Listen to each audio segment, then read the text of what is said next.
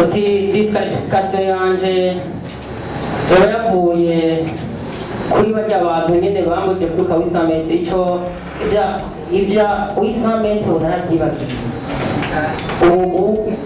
bimenyereza imetero ibihumbi birebire kuva kuri misisa zirenga gushika kuri marato navyibagire ndabe nkomeze ndabe imbere nkuko ihaniro ryanje ariyo kukwamana ishaka n'umwete no gushika kuri hashoboka niko Theodore nagaragaza kumisha amajambo make wa kabiri twa promoter ati Francine Mabanja zakigutenda bitangora byarikoye urumwige mu gihugu cy'Uburundi kwa sport biragoye ari abatabitahura mugabo mama wanje ni gitangaza gikomeye kuko jewe nakuze ndabona byuka mu gaturuturu aja mu mirima kurondeza ibyo tubeshaho sinigeze mbona mama yicara gusa byaramugora kubona yuko nobona ya sport gusa ariko ndiga yambwira ati genda wige ibyo bya sport bizokuza kwiga icyo namuhumuriza nuko nanabitora sinari impano zo gukora amakompetisiyo gusa n'ibindi ndabitora byaramuha icyizere nkazana agashimwe ka mbere nazanye ibitenge nzana amasabune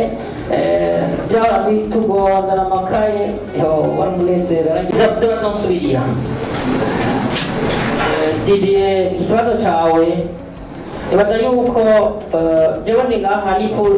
muri sport ni motivation personnel itangura ubwiwe kuko biraruhisha biragoye nababwiye ko ariko nyine bigenda rero abantu ipfa ko babikunda ugwaruka abavyeyi nabo nyine babikundisha abana kuko sport irashobora kukubera umugisha jewe sport yarampinduriye ubuzima bwanje bwose ndabayeho neza natunze umuryango ndafasha naho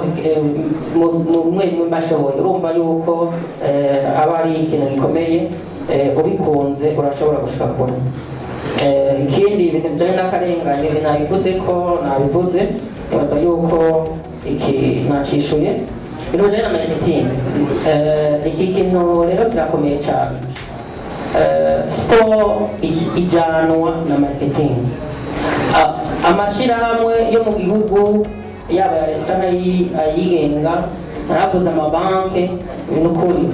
bari muri marketing ifo bahindura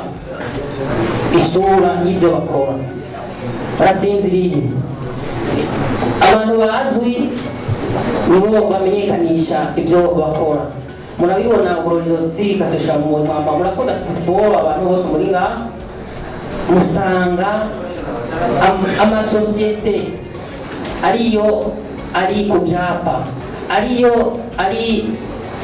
ahantu hose ariko habera inkino ku isi ni image nziza bitanga image ya sosiyete rero ndahamagarira cyane amabanki ni afise amahera kuko siporo isaba amahera ushobora gushaka udafise amafaranga biragoye kuko bigusaba kwimenyereza heza kuryama heza kugira imodoka nziza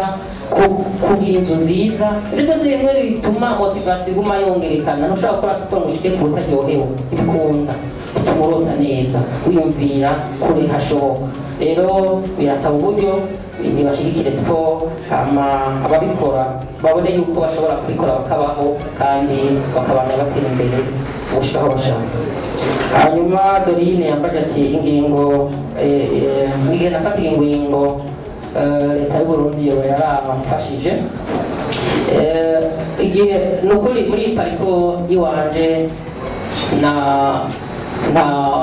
wafashije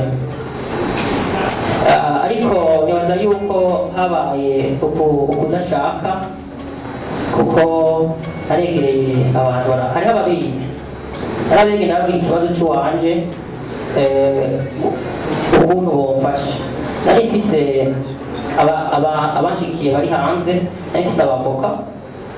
icyo nabamenyesha nuko meme na dosiye ngaha hari ahantu iri narayizanye mugabo nibaza ntiyabandanije urumva habuze ugushaka sino iyo nza gushigikirwa nanje nari gushobora kuja kwitwara nk'uko muri South Africa bariko barabikora. Nibaza yuko ico ni ikintu leta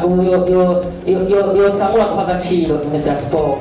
mu nkino n'ibintu byose. haraba akarenganyo hama akagira abantu bagenda kuburanira icyo umuntu ategerezwa. Sinshobora guhindura uko meze, ndi icyo Imana yandemye. Urumva rero nibaza yuko ibyo nta muntu yobimpora kuri iki. Nicyo gituma ari uburenganzira bwanje bwo kubonera agateka kanje.